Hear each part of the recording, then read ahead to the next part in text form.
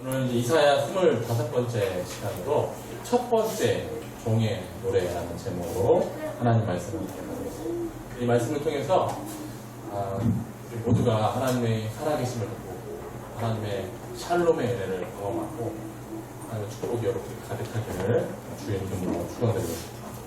오늘 본문이 시작되는 이제 42장부터 오늘 본문부터 53장까지는 하나님의 일하심의 형태가 이제 바뀌게 됩니다.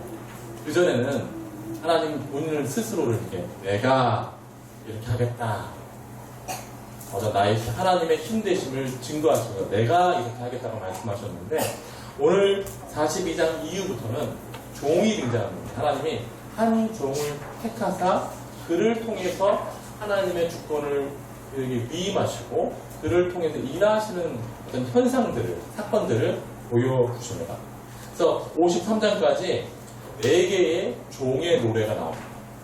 4개의 종의 노래가 나오고 하나님은 그 종을 통해서 아주 구체적으로 하나님의 나라를 확장시키시고 일하시는 그런 내용이 53장까지 펼쳐지게 됩니다. 우선 우리는 이 종에 대한 하나님의 애정이 얼마나 가득한지, 이 종을 하나님께서 얼마나 어떻게 생각하시는지를 이렇게 봐야 합니다. 그래서 하나님이 왜 이 종에게 그런 위임을 하셨고 그런 권세를 그에게 주셨는지를 우리가 알 수 있게 됩니다. 1절을 보면 하나님과 이 종의 관계가 나와 있어요.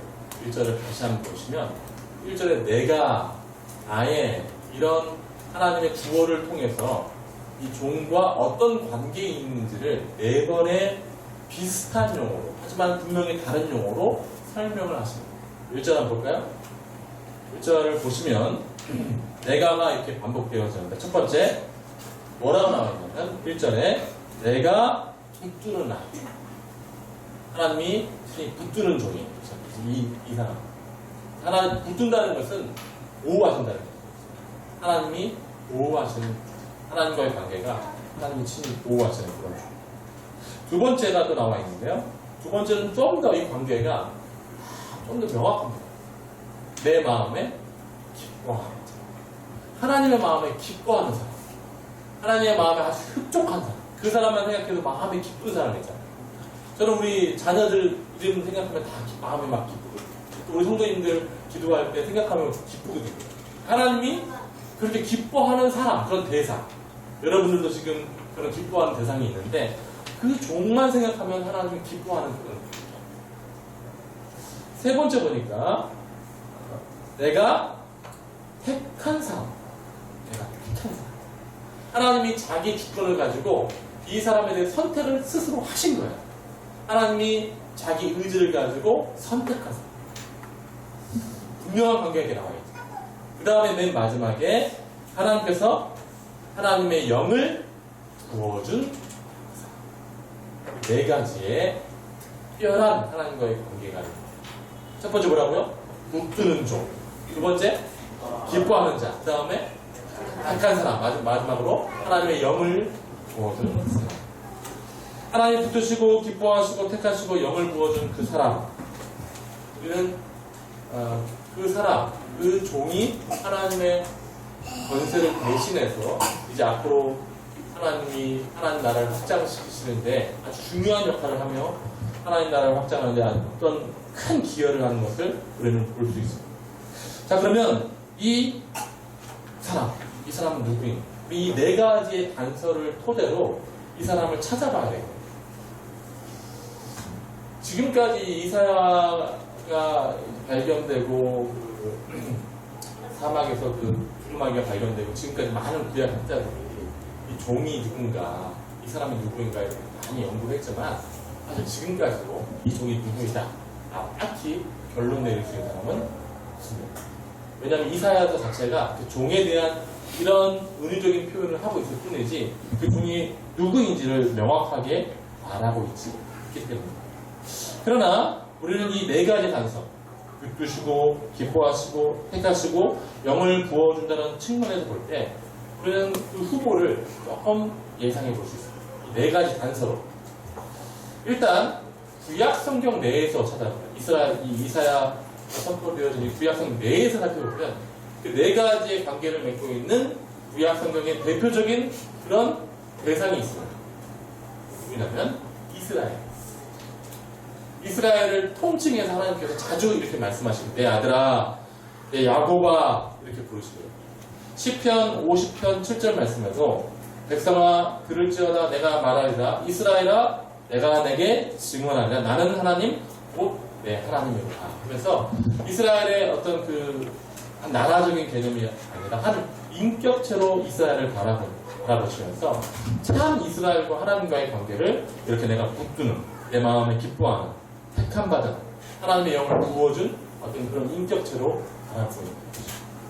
그래서 구약 학자들도 이 기뻐하는 종은 이스라엘 전체를 대상으로 한 것이지만 그 이스라엘을 인격화해서 표현한 내용이 것이다 라고 얘기를 합니다. 물론 우리 모두가 이렇게 충분히 공감할 수 있죠.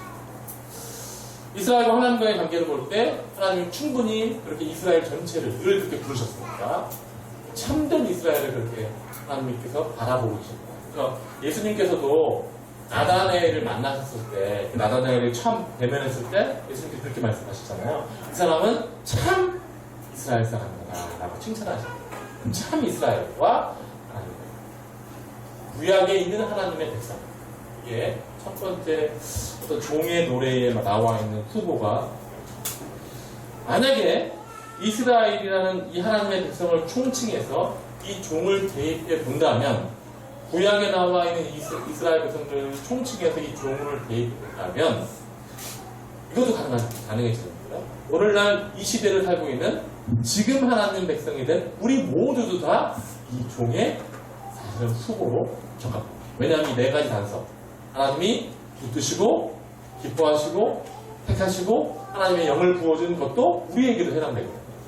그래서 이 구약의 백성, 신약의 하나님 백성 모두를 다 여기에 바라고 있는 하나님의 종이라는 그 하나님의 그 의지적인 기름 부으심의 인격체에 해당되는 분명한 대상이 되는 것을 우리는 충분히 생각해 볼 수 있겠죠. 자, 그러면 좀 더 이렇게 너무 광범위하니까 좀 줄여봤으면 좋겠어요. 구약과 신약의 모든 사람을 다 하나만 묻는 그런 사람은 없어요. 구약과 신약의 딱 중간에 계시면서 모든 사람을 대표할 수 있는 사람. 구약학자들이 동의하기에 이거는 우리 메시아, 이 종은 이 모든 사람을 대표할 수 있는 메시아, 예수님에 관한 그런 말씀입니다. 그래서 세 가지가 다 가능한 거예요. 구약의 이스라엘 백성들, 또 신약의 우리 하나님 백성들, 그 다음에 우리 모두를 다 구약과 신약의 모든 사람들을 대표할 수 있는 그 중간에 계신 딱 한 분, 바로 예수님이 이 종에 해당되어집니다. 충분히 이해가 됩니다. 그런 걸 생각하면서 다시 한번 우리 1절부터 4절 한번 다시 한번 보겠습니다. 1절부터 4절을 제가 한번 읽어드릴 텐데 예수님을 생각하면서 한번 읽어보십시오. 내가 붙들은 나의 종 내 마음에 기뻐하는 자 곧 내가 택한 사람 보라. 내가 나의 영을 그에게 주었은즉 그러니까 이방에 정의를 베풀리라. 그는 외치지 아니하며 목소리를 높이지 아니하며 그 소리를 거리에 들리게 하지 아니하며 상한 갈대를 꺾지 아니하며 꺼져가는 등불을 끄지 아니하고 진실로 정의를 시행할 것이며 그는 쇠하지 아니하며 낙담하지 아니하고 세상에 정의를 세우기에 이르리니 사람들이 그 교훈을 강망합니다. 충분히 우리는 예수님의 사역 이것을 볼 수 있습니다. 예수님도 자신의 사역 중에 이 말씀 1절부터 4절까지 말씀을 정확히 인용하십니다. 오늘 우리는 예수님이 왜 이 말씀을 인용하셨는지를 좀 더 살펴봐야 합니다.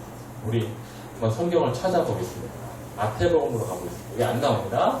마태복음 12장으로 가보는데요. 예수님께 똑같은 오늘 본문의 내용들에 대한 말씀을 똑같이 하십니다. 마태복음 12장 9절로 한번 가보겠습니다. 예수님께서 이 말씀을 1절부터 4절까지 이사야서에 나오는 말씀을 인용하실 때 그냥 인용하시는 것이 아니라 배경이 있습니다. 그냥 막 인용하시는 것이 아니라 이런 말씀을 인용하실 만한 그런 사건이 있었어요. 1절부터 12장 9절부터 그런 내용이 나와 있는데요. 자, 마태복음 12장으로 가보겠습니다. 자, 읽어드립니다. 거기에서 떠나 그들의 회당에 들어가시니 한쪽 손 마른 사람이 있는지라. 사람들이 예수를 고발하려 하여 물어 이르되 안식일에 병 고치는 것이 옳으니라. 사람들이 지금 예수님께서 회당에 들어가셨는데 이 회당 안에 손 마른 사람, 지금으로 말하면 이렇게 손이 마랐다는 것은 손이 못 움직이는 사람, 어떤 장애나 어떤 중풍이나 이런 병 때문에 손이 어떤 힘줄이 이런 모든 것에 굳어져가지고 못 움직이는 사람을 얘기하는, 한마디로 장애인 이렇게 볼 수 있겠죠. 이 사람을 이 안식일에 병 고치는 것이 옳으니까 11절 예수께서 이르시되 너희 중에 어떤 사람이 양 한 마리가 있어 안식일에 구덩이에 빠졌으면 끌어내지 않겠느냐. 사람이 양보다 얼마나 더 귀하냐. 그러므로 안식일에 선을 행하는 것이 옳으니라 하시고 이에 그 사람에게 이르시되 손을 내밀라 하시니 그가 내밀매 바른 손과 같이 회복되어 성하더라. 그 다음 표현이 중요한데요. 14절에 여러분들 한번 읽어봅니다. 시작. 계속해서 예수께서 하시고 거기를 떠나가시니 많은 사람이 떠나가나 예수께서 그들의 병을 다 고치시고 자기를 나타내지 말라 경고하셨습니다. 자, 손 마른 사람을 그 회당에 고치셨어요. 그렇죠? 그랬는데 같이 있던 유대인들이 그 사건을 본 거예요. 그리고 나서 이 사건을 본 유대인들이 어떻게 했냐면 예수님을 그때부터 어떻게 하려고 했습니까? 왜 죽이려고 했을까요? 안식일날 병을 고치는 것이 유대인들이 생각하는 그 안식일을 거룩히 지켜라는 이 명령에 위배된다라는 자기들만이 세워놓은 그런 어떤 법칙에 위배된다라고 생각을 하는 것이죠. 안식일을 범했다. 이 말씀, 안식일을 기억하여 거룩히 지키라는 이 말씀을 지키지 못한다라고 생각을 하는 거예요. 예수님이 병 고쳤다 이거예요. 주일날. 그래서 유대인들이 이걸 빌미로 해서 신성모독을 한 예수님을 본격적으로 죽이려고 합니다.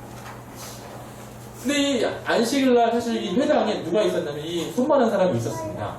근데 유대인 규정에 보면 아까 이게 뭐 물에 빠진 어떤 생명들이 있으면 구해내거든요, 안식일에. 근데 이 손 마른 사람을 안식일에 고쳤다는 이유로 예수님을 고발하려고 하고 좀 죽이려고 하는 이 이유는 이 안식일에 이 사람만큼은 그렇게 고침받은 사람이 아니라는 얘기죠. 지금 이 사람은 생명에 위협을 느낄 만한 사람이 아니에요. 다른 사람은 다 그래. 지금 막 죽어가니까 뭐 심장병이 죽어가고 헐떡거리는 사람 그래 예수님께서 고칠 수 있어. 하지만 지금 당장 죽는 사람도 아닌 이 사람을 왜 예수님께서 고치셨는가? 왜 안식일을 어겼다라고 하는 거죠. 사실 이 사람은 이 손마른 사람은 유대인들의 규정에 의하면 그냥 안식일날 얘도 손 마른 채로 그의 장애를 가지고 그의 필요는 분명히 여기서 해방되어야 하는 것이지만 그의 필요와는 상관없이 유대인들이 내려놓은 그 신학적인 결론에 의해서 그냥 살아가야 하는 사람이에요. 너는 장애인이야. 우리 유대인들에게 장애인은 거의 저주받은 사람이에요. 하나님에게. 너는 하나님께 저주받은 사람이야. 너는 하나님께 저주받아서 이렇게 중풍이 걸려가지고 손을 못 쓰는 거야. 그러니까 더군다나 이 유대인 안식일날 네가 하나님 앞에 범죄하고 이렇게 고침받는 것도 말이 안 돼. 그런데 예수가 그를 하는 거야. 그리고 나서 아까 맨 마지막에 15절 이하에 보면 예수님께서 회당에 나가시고 나서 그 안식일날 사람들이 막 예수님을 쫓아나오니까 쫓아나오는 사람마다 어떻게 했습니까? 다 병들을 다 이 말씀이 오늘 본문 1절부터 4절까지를 인용하시는 그 내용이 되는데요. 자, 우리 그 다음에 이제 예수님께서 16절에 이렇게 말씀하시죠. 자기를 막 고치시고 나서 자기를 나타내지 말라 경고하십니다. 수많은 병자를 고쳐두고 이제 막 사람들이 몰려들 때 예수님께서는 자기를 나타내지 말라 경고하신 사람들에게. 왜 그렇게 했을까요? 예수님께서? 왜 예수님께서 자기를 나타내지 말라고 말씀하셨어요? 사람들이 예수님을 뭐 하고 싶어요, 지금? 치켜 세우고 싶은 거예요. 자기들이 원하는, 그러니까 유대인들이 주지 못하는 그런 생명을 주신 예수님을 진짜 좀 권세자로 만들고 싶은 거예요. 요한복음에 보면 이런 표현도 있습니다. 요한복음에 오병이어 기적을 베푸시고 예수님께서 바로 이렇게 말씀하신 게 있습니다. 제가 읽어드릴게요. 그 사람들이 예수께서 행하신 이 표적을 보고 말하되 이는 참으로 오신 세상에 오실 그 선지자라 하더라. 그러므로 예수께서 그들이 와서 자기를 억지로 붙들어 임금으로 삼으려는 줄 아시고 다시 혼자 산으로 떠나가시니. 예수님은 이 병자들이 왜 고침받고 예수님을 자기를 높이려고 하는지를 아는 거예요. 그래서 그 예수님께서 조용히 해봐. 나에 대해서 얘기하지 말아라. 나는 너희들이 원하는 그런 막 힘을 막 나타내고 내 어떤 권세를 얻기 위해서 거리에서 소리를 지르는 그런 사람이 아니다 라고 얘기를 하시는 것이죠. 이게 오늘 본문에 나와 있는 그런 이 말씀을 인용하신 배경에 나와 있는데요. 다시 오늘 보면 4절을 한번 띄워주시면 돼요. 3절 2절이네요. 죄송합니다. 2절. 자, 2절 다시 한번 읽어봅니다. 시작. 그는 지지 아니하며 목소리를 울리지 아니하며 그 소리를 어디에 들리지 아니하며. 네, 이걸 이제 이 말씀을 인용하셔서 앞에 12장에 병자들을 고치시고 이 말씀을 하신 겁니다. 사람들은 예수님을 막 예수님이 거리에서 목소리를 내고 유대인들이 주지 못하는 그런 진정한 자유를 주는 그런 분으로 이제 막 높이고 싶어요. 예수님은 그런 것에 대한 관심이 있는 것이 아니에요. 예수님이 이 땅에 오신 그 종으로서의 사명은 그런 것이 아닙니다. 사람들이 얘기하는, 생각하는 것처럼 외치고 목소리를 높이고 거리에서 막 들리게 해서 나 이런 사람이야! 나 이렇게 힘 있는 사람이야! 라는 것에 예수님의 사역이 있지 않습니다. 예수님의 사역은 어디 있냐면 예수님이 또 12장에 또 인용하셨는데 4절 말씀이에요. 3절. 3절. 다 함께 한번 읽어봅니다. 시작. 하나님 말씀을 아니하며 거절하는 눈물을 끄지 아니하고 진실로 정의를 시행할 것이며 21절까지 또한 지하지 아니하며 나타나지 아니하며 세상의 정의를 세우기 이르니 선민이 그분을 악망하며. 네, 예수님의 사역의 그 목표는 이 사명을 이루는 것입니다. 상한 갈대를 꺾지 않고 꺼져가는 심지를 끄지 않는 것. 사람들이 막 높이는 거, 거리에서 막 예수님이 힘이 세지는 거 원치 않으시는 거예요. 딱 이 사역이에요. 지금 당시에, 이 예수님 당시에 상한 갈대는 누굽니까? 여기 오늘 손 마른 사람. 이 마른 사람. 수많은 병자. 유대인들의 규정에 의하면 절대로 이 안식일 날 고침받지 못해서 계속해서 병이 있는 대로 내버려 둬야 하는 사람. 오히려 그 병은 하나님의 심판의 대상으로서의 결과인 그 사람들을 그대로 버려두거나 꺾거나 후 불어서 그 심지를 아예 태워버리는 그런 사역으로 오신 것이 아니라 그 상한 갈대를 꺾지 않으시고 꺼져가는 심지를 끄지 않으시고 그 상한 갈대와 꺼져가는 심지를 위해서 이 땅에 오신 것입니다. 그래서 그 자기의 사명이 무엇인지를 말씀하시기 위해서 이 내용을 이 1절부터 4절까지 말씀을 인용하시게 해주시죠. 자, 그래서 이 예수님의 내용을 보면 이 종의 특징이 크게 두 가지가 분명해집니다. 그렇죠? 이 말씀에 나와 있는 예수님의 사역을 통해서 보면 종의 특징은 크게 두 가지 나와 있는데 우리도 이 종에 해당되기 때문에 우리도 이 두 가지에 함께 이해를 해야 되고 함께 수긍해야 되고 또 여러분들이 구체적으로 순종해야 되는 것입니다. 첫 번째 종의 특징은 상한 갈대와 꺼져가는 심지를 끄지 않고 오히려 그 사람들에게 참된 정의를 행하러 오신 것입니다. 여기 오늘 이사야서 1절에 나와 있는 2절 아까 상한 갈대 그 말씀 여기 나와 있는 1절 죄송합니다. 이 정의는 우리 잘 알고 있는 미슈파트. 제가 늘 말씀드렸던 미슈파트. 미슈파트는 유대인들에게 있을 미슈파트는 그들이 그 병자들이 하나님께 심판받았던 대상이지만 예수님에 의한 미슈파트는 그 사람들이 오히려 사람됨을 다시 회복하는 그런 모습. 그들이 막 병이 걸렸고 손이 말라서 움츠러들고 사람들이 그 사람들 저주받은 사람이다라고 그렇게 사회적으로 매도하고 있는 그 사람들을 그 안식일날 예수님이 안식일의 주인으로서 친히 그 사람들을 원래 사람으로서 다시 회복시켜 주시고 자유를 주시고 그게 하나님께서 말씀하신 정의가 됩니다. 이게 예수님께서 우리 가운데 보여주셨던 종의 첫 번째 사역이에요. 또 종합해보면 두 번째, 이 종은 절대 이 사역 앞서서 자신을 위해서 나타내지 않습니다. 거리에서 막, 자, 내가 이제 고쳤으니까 다 날 따라와. 이제 내가 힘이 있으니까 나를 높여라. 거리에서 자기 힘을 과시하지 않습니다. 끝까지 뭘 하냐면 자기의 사명만 집중하고 자기는 끝까지 어떻게 합니까? 침묵하고 조용하게 자신의 사명만 누리는 것이죠. 철저하게 침묵하고 다투시지 않고 외치시지 않는 바로 그것. 마태복음 27장으로 한번 가보겠습니다. 좀 길게 읽어드릴 텐데요. 마태복음 27장에 이 말씀이 정확하게 또 예수님께 이루십니다. 상한 갈대와 같은 꺼져가는 심지와 같은 모든 사람들에게 온전한 정의, 그들을 구원하시기 위해서 끝까지 참으시는 것, 침묵하시는 것. 27장 12절 말씀입니다. 자, 읽어드립니다. 때 제사장들과 장로들에게 고발을 당하되 아무 대답도 아니하시는지라. 이에 빌라도가 이르되 그들이 너를 쳐서 얼마나 많은 것으로 증언하는지 듣지 못하느냐 하되 한마디도 대답지 아니하시니 총독이 크게 놀라워하더라. 백성이 다 대답하여 이르되 그 피를 우리와 우리 자손에게 올릴지어다 하고는 이에 바라바는 그들에게 놓아주고 예수는 채찍질하고 십자가에 못 박히게 넘겨주더라.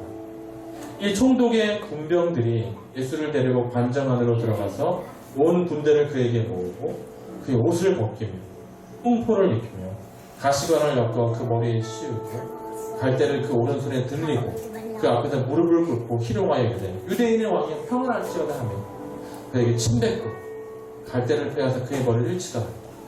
희롱을 다 한 후 흉포를 벗기고 도로 그의 옷을 입혀 십자가에 못 박으려 끌고 나가다가 시몬이라는 구레네 사람을 만나며 그에게 예수의 십자가를 억지로 지어가게 하였더라.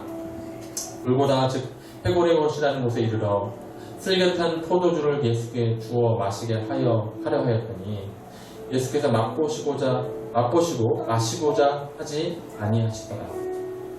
그들이 예수를 십자가에 못 박은 후에 그 옷을 제비구가 나누고 거기에 앉아 지키더라. 그 머리 위에 이는 유대인의 왕 예수라 쓴 죄패를 붙였더라. 이때에 예수와 함께 강도 둘이 십자가에 못 박히니 하나는 우편에 하나는 좌편에 있더라. 지나가는 자들은 자기 머리를 흔들며 예수를 모욕하여 이르되 성전을 헐고 사흘에 짓는 자여 내가 만약 하나님의 아들이거든 자기를 구원하고 십자가에서 내려오라 하며 그와 같이 대제사장들과 서기관들과 장로들과 함께 희롱하여 이르되 그가 남은 구원하였을 때 자기는 구원할 수 없도다. 그가 이스라엘의 왕이로다. 지금 십자가에서 내려올지어다. 그리하면 우리가 믿겠노라. 그가 하나님을 신뢰하니 하나님이 원하시면 이제 그를 구원하실지니라. 그의 말이 나는 하나님의 아들이라 하였도다 하며 함께 십자가에 못 박힌 강도들도 이와 같이 욕하더라. 제6시로부터 온 땅이 어두움이 임하여 제9시까지 계속 되더니 제9시쯤에 아침 9시부터 3시까지 계속해서 조롱당하고 어려움을 당하셨고 맨 마지막에 제9시쯤에 예수께서 크게 소리질러 이르시되 엘리 엘리 라마 사박다니 하시니 이는 곧 나의 하나님 어찌하여 나를 버리셨나이까 하는 뜻이라. 거기 섰던 자 중 어떤 이들이 듣고 이르되 이 사람이 엘리야를 부른다 하고 그 중에 한 사람이 곧 달려가서 해면을 가져다가 신 포도주에 적시어 갈대에 꿰어 마시게 하거늘 그 남은 사람들이 이르되 가만두라 엘리야가 와서 그를 구원하나 보자 하더라. 그리고 50절 말씀 다 함께 읽어봅니다. 시작. 네. 이 내용이 우리가 예수님의 사역의 마지막에 있는 것입니다. 말씀 읽어보시면 예수님은 다투시지 않습니다. 떠들지 않으십니다. 소리를 높이시지 않습니다. 오늘 본문에 나와 있는 것처럼 거리에서 내 목소리를 들어봐라. 난 너희들을 위해서 이렇게 왔다라고 막 자기를 높이거나 나타내거나 권세를 드러내지 않습니다. 그는 그저 상한 갈대와 같은 사람들, 뻗어가는 심지와 같은 당시의 사람들, 또 오늘날의 사람들을 구원하시기 위해서 이 땅에 오시고 그 사명을 완수하신 것이죠. 사랑하는 여러분, 우리는 하나님을 보기 원합니다. 여러분, 하나님 다 보기 원하시죠? 진짜 하나님 보면 진짜 하나님 잘 믿겠습니다 라고 얘기합니다. 하나님 정말 보여주시면 제가 하나님 잘 믿겠습니다. 하나님 못 믿겠는데 잘 믿음이 안 가는 하나님 보여주세요. 하나님 잘 나타나시면 좋겠습니다. 그러면서 우리가 기대했던 건 뭐냐면 하나님이 엄청나게 힘이 세시고 엄청나게 어떤 큰 힘을 발휘해서 뭔가를 막 휘젓고 막 그렇게 하시는 하나님, 내가 압도당하는 하나님을 기대했는데요. 실제로 역사에 나타난 우리 가운데 실제로 나타나신 하나님은 바로 여기 십자가에 나타나신 이 하나님입니다. 이분이 하나님이세요. 우리가 인정하든 인정하지 않든 마지막까지도 초라하게 아무 말씀도 하지 않으시고 그 사역을 감당하시는 그분이 또 우리 하나님. 이 종이 하나님의 종이 우리를 구원하기 원하시는 것이죠. 그리고 우리에게도 이렇게 부탁하십니다. 제가 마지막에 이 말씀만 읽고 말씀을 마치겠습니다.